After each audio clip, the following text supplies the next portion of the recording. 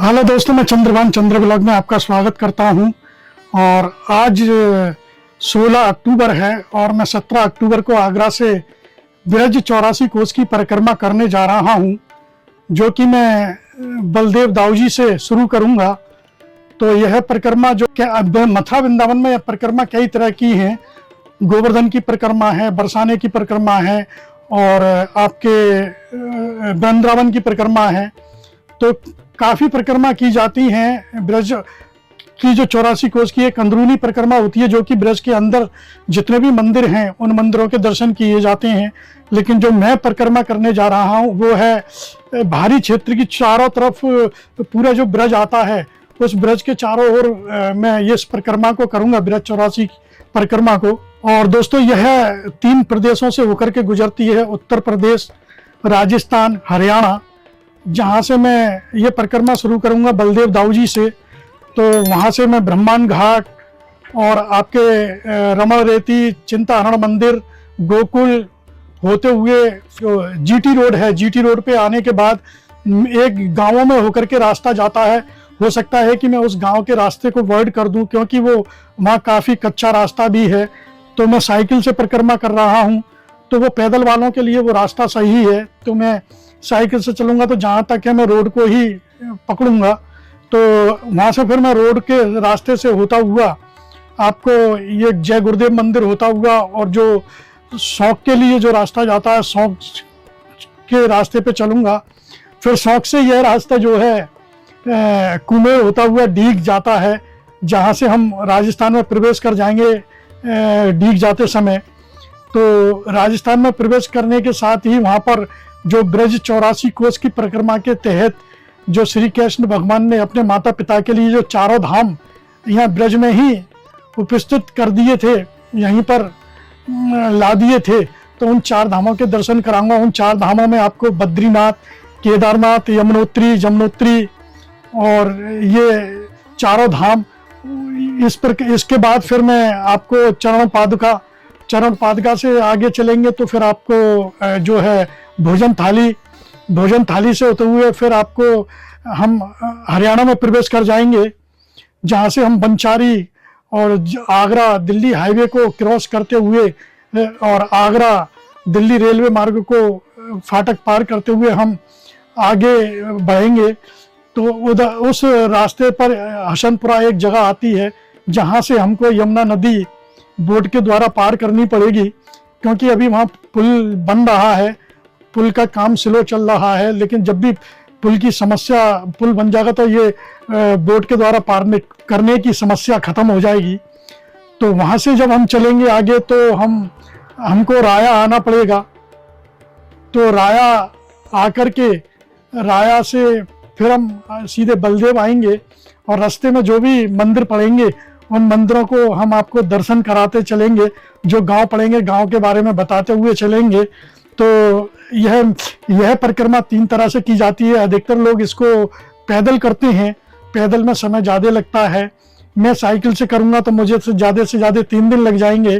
और वाहन से भी करते हैं तो वाहन से भी कम से कम घूमते घामते अगर जाते हैं तो कम से कम नहीं आप 2 दिन में कर दोगे। और जो साधु संत इस परिक्रमा को कराते हैं, काफ़ी लोग वृंदावन से, मथुरा से काफ़ी धर्मगुरु हैं, इस परिक्रमा को वाहन से कराते हैं। तो उसमें वो चार्ज लेते हैं, कोई 7,000 लेता है, कोई 10,000 लेता है, जिसमें खाने पीने की सारी सुविधा, रहने की, टेंट वेंट की सारी सुविधा उसमें होती है। और वो 7,000 कम से कम का चार्ज होता है, 7,000 10,000। बाकी बहुत से लोग ऐसे होते हैं अपना पर्सनल टेंट मांगते हैं, पर्सनल रूम मांगते हैं, तो उनके लिए चार्ज ज़्यादा हो जाता है। तो हम तो इस तरह से नहीं है कि उनको चार्ज दे देंगे, पैसे दे करके इस परिक्रमा को करेंगे।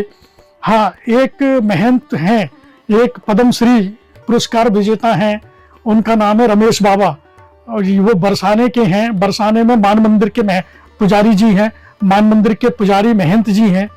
तो वो इस परिक्रमा को निःशुल्क कराते हैं। वो भी पैसे लेते हैं, लेकिन जिनके पास पैसा नहीं है वो निःशुल्क चल सकते हैं। तो रहने करने की व्यवस्था फिर वो उनके हिसाब से होगी।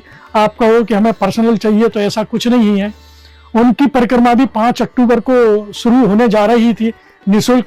तो मैं मान मंदिर गया था, तो उन्होंने इस बार यमुना नदी में बाढ़ आने की वजह से काफ़ी क्षेत्र जो है पानी में डूब गया था, तो इसलिए वो परिक्रमा कैंसिल कर दी। तो इस बार कह नहीं सकते कि आगे यह परिक्रमा शुरू होगी कि नहीं होगी। तो मैं ना इंतजार करते हुए इस परिक्रमा को कल 17 अक्टूबर से शुरू करूंगा, जो कि मुझे 3 दिन में ये परिक्रमा ख़त्म करना है, और हो सकता है कि 2 दिन में भी कर दूं। तो दोस्तों, इस परिक्रमा के बारे में मैंने आपको जानकारी दी। बाकी की जानकारी जब मैं परिक्रमा शुरू करूंगा तो इसके परिक्रमा के बारे में और इसका जो आध्यात्मिक इतिहास है, आध्यात्मिक के हिसाब से जो परिक्रमा की जाती है, उसके हिसाब से मैं आपको उस बारे में विस्तृत जानकारी देता रहूँगा। तो बने रहिए मेरे साथ इस ब्रिज 84 कोस की परिक्रमा में। और दोस्तों, आपको एक बात और बतला दूं कि इस परिक्रमा करने के बाद मैं दीपावली के दूसरे दिन निकल जाऊंगा नर्मदा जी की परिक्रमा करने साइकिल से। और नर्मदा जी की परिक्रमा करने में साइकिल से मैंने 2023 में 2024 में भी इस परिक्रमा को किया था, जिसमें मुझे 23 में 45 दिन में कंप्लीट कर दी थी और मैंने 24 में 38 दिन में कंप्लीट कर दी थी। तो यह परिक्रमा करीब ओमकालेश्वर से और सागर तट होते हुए, अमरकंटक होते हुए करीब 3500 किलोमीटर की है। तो 3500 किलोमीटर मुझे साइकिल से चलना है, जो कि मैं 2 बार कर चुका हूं। और इस बार 2025 में मैं तीसरी बार दीपावली के दूसरे दिन यहाँ से आगरा से निकल जाऊंगा। तो मुझे कम से कम साइकिल से 1 हफ्ता वहाँ पहुँचने में भी लग जाएगा। और दोस्तों, इस परिक्रमा को अधिकतर पैदल किया जाता है, और जिनमें पैदल में समय ज़्यादा लगता है, 4-5 महीने 6 महीने भी लग जाते हैं। तो अधिकतर लोगों के पास आजकल इतना समय नहीं है। तो जो अधिकतर लोग तो पैदल ही करते हैं, लेकिन जिनके पास समय नहीं है वो वाहन से करते हैं, अपनी पर्सनल गाड़ियों से करते हैं, कार से करते हैं, बस से करते हैं। बस वाले भी इस परिक्रमा को कराते हैं, नर्मदा परिक्रमा को।